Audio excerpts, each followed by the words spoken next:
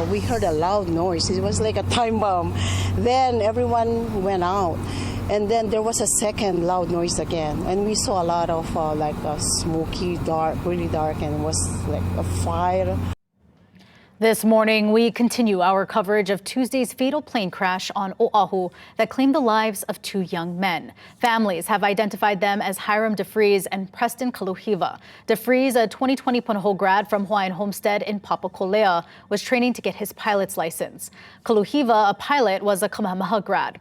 Our thoughts and prayers this morning for the families. And this morning, investigators begin the search for answers as to what went wrong. Our Cynthia Yip joins us live near Tuesday's crash site with the next steps in the investigation. Cynthia, good morning. Good morning, Leah. That's right. In fact, just a few moments ago, it looks like investigators from the National Transportation Safety Board have arrived on scene at this crash site just behind me. Now, and you can see them right here. They have been going through the wreckage here.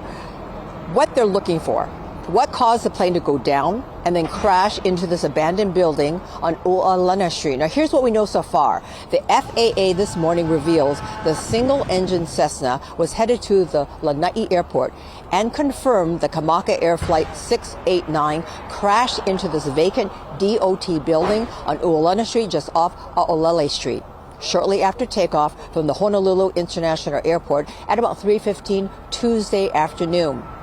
Only the two pilots were on board. A multi-agency effort is now underway to determine the exact cause of the crash.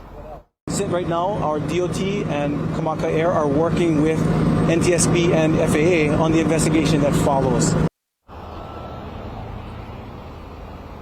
The preliminary report is still to come. Officials say it will outline all the information gathered during the initial investigation and include a probable cause or contributing factors. This, of course, will take some time. Now, these preliminary findings should take about a month, and their final report probably 1 to 2 years. Reporting near the Daniel K. Inouye International Airport. Back to you, Leah.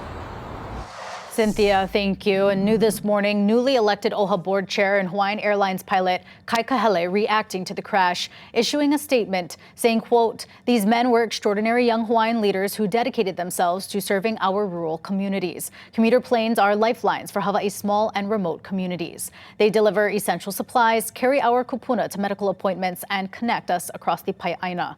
Their commitment to this mission reflects the depth of their character and their aloha for our people." Mayor Rick Blangiardi also released a statement saying in part, quote, "This heartbreaking incident reminds us of the dedication and risks taken by those who help keep Hawaii's essential goods moving."